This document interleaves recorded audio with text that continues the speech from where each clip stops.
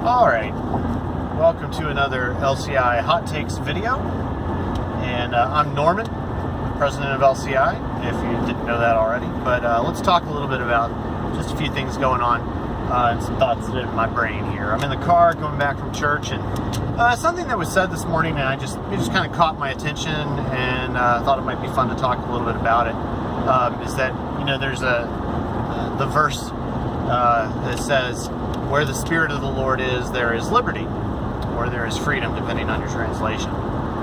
And it's interesting that when you encounter those verses wherever they are, verses like that, and it's kind of brought to mind something that might be worth talking about here. Occasionally, you get the objection somehow to the libertarian idea, especially as a Christian libertarian in particular. Saying like, well, why is it important to focus on this stuff at all? Why should we care about human liberty in this way, and why should we talk about this sort of thing? Because there are different ways of thinking about liberty and freedom in the scriptures. What the New Testament verse is saying there, where the Spirit of the Lord is, there is liberty. I mean, what exactly is meant by that? And first of all, I think, as I just kind of mentioned, there are different kind of levels or different ways in which we hear liberty and freedom being talked about in the Scripture. That much is absolutely clear. And what's being spoken of there, in that case by Paul, is freedom, is a freedom from sin in particular, a freedom that is provided or granted by God in a spiritual sense, that even hearkening back to one of the ways we even think about the atonement, even which is that in sin one is held captive, and God frees us from that. And that's not, of course, that's not the only way to think about the atonement, but it is a way, and it's non-trivial. God sets us free from sin in His act of atonement, and in Jesus' death, burial, and resurrection, of course. And there are other ways, obviously, that we think about liberty as well. Clearly, what we talk about often enough at Libertarian Christian Institute, and what you'll see in the libertarian movement in general, doesn't really speak of that sort of liberty that is mentioned in where the Spirit of the Lord is, there is liberty. Not in that exact sense. We do mention it from time to time, of course, like now. But we talk about political liberty. We talk about freedom as it pertains to being free to act in ways that you see fit for one's life in order to sustain it, in a political sense, in an economic sense, in a personal sense, and why that's important. So that's kind of, that is spoken of in Scripture, though. And so when people do bring up the objection, well, that's just not really important in the Bible. What I kind of want to talk about here for a moment is that's just plain wrong. That's just wrong. It is important in the Scripture, and that is made abundantly clear throughout Scripture. Not the least of which, why that's important, is that it is connected. It is connected to us in a certain sense to Jesus's life. Jesus's life, death, burial, and resurrection as well, in a certain sense. And that's why I think it's important to kind of point out the holistic sense of liberty and freedom that is throughout Scripture, and why we can talk about various levels. Now, why would I say that it is connected? Well, the fact is that part of the way that we even think about the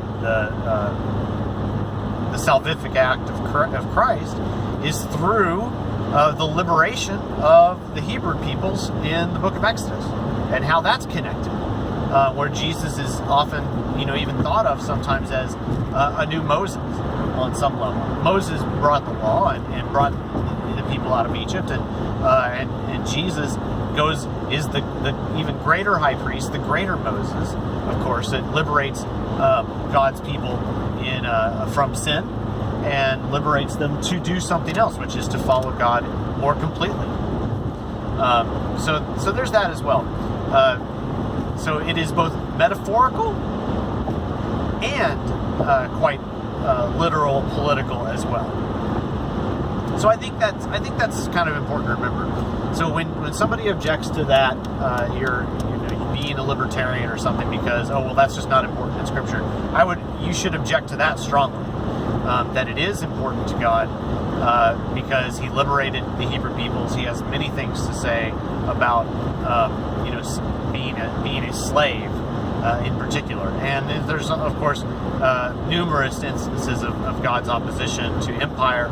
And if you perhaps you even agree with my assessment about the origin of the state being the Tower of Babel and how that is established in rebellion against God. So you can find various things about that on LCI, and if you're not familiar with that, I would highly encourage you to begin your expedition and study into that arena because there's some really interesting things to learn there.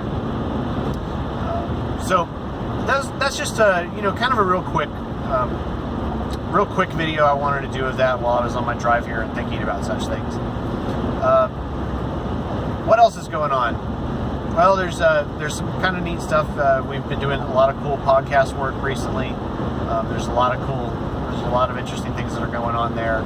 I hope you're subscribed to that. We have some cool guests coming up in the next couple weeks, and we'll be releasing some more info about that. Also on LCI's Edge, we're just about to complete our mail out of Volume 1 of the Christian Libertarian Review, which is our academic journal. Some of you maybe helped us out a little bit with that when we were searching for asking for people to help us with addresses for libraries and things like that. If you helped us out with that, thanks. If you want to help make this happen monetarily, we encourage you to donate and make sure you let us know that you're doing that.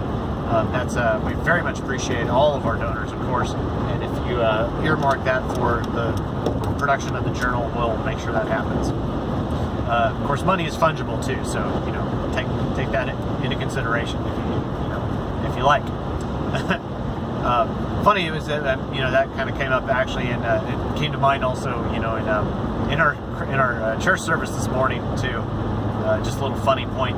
It's kind of interesting how sometimes when you talk about tithes and offerings and whatnot in your service, sometimes they talk about giving God your first and your best or something to that effect.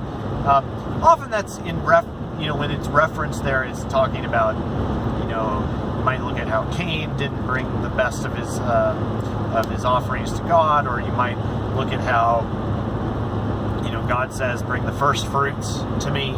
In the Old Testament, and we kind of make that metaphorical now because there's this intuitive sense, and it's not often mentioned. It's well, you should bring God your first and best, or something to that effect, but not kind of forgetting that money is fungible, and so do you bring the best of your money? And I mentioned this to my brother, and he made a joke about how, well, that just means you should be giving your Bitcoin, and I was like, oh, slam.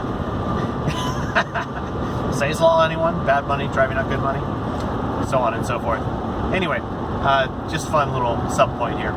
But I hope you've enjoyed this video. I try to put these out once every couple of weeks, and we'll see you on the next video, of course. And until then, make sure you see us at libertarianchristians.com. Leave us a comment here, subscribe, and we'll try and put forward as best content we can for you. We appreciate all our supporters, and with that, catch you later.